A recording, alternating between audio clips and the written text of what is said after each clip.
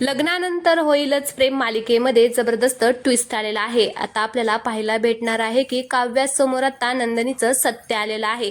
तर आता पार्थ आणि काव्या IIP रोडवरती आता शोध घेण्यासाठी गेलेले असतात की नक्की तिथे ॲक्सिडेंट कसे झाले का कोणी मुद्दाम घडवून आणलेले आहेत ते शोध घेण्यासाठीच आता ते दोघे जण तिकडे गेलेले असतात।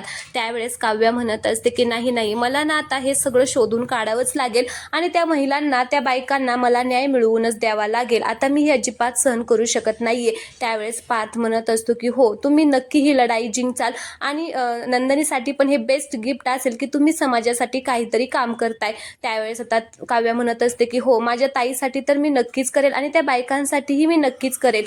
मग काव्या आणि पार्थ तिथे जाऊन चौकशी करतात तर जो रस्त्यावरती कॅमेरा असतो त्याचा आता त्यांना फुटेज ते मिळणार आहे। पेनड्राईव्ह तो त्यांना मिळतो आणि मग तो पेनड्राईव्ह घेऊन आता ते घरी जातात आणि त्यांच्या लॅपटॉपला लावतात। आता दोघेही खूपच म्हणजे इंटरेस्टिंग असतात की हे सगळं कसं झालं आणि कसं नाही हे पाहण्यासाठी। तर आता अचानक त्यांच्या समोर आता नंदिनीचा हा झालेला ॲक्सिडेंट समोर येतो आणि तिचे काही फोटो त्याचबरोबर व्हिडिओ आता तिथे लॅपटॉपमध्ये दिसतात आणि ते पाहून त्या दोघांच्याही पायाखालची जमीनच सरकते।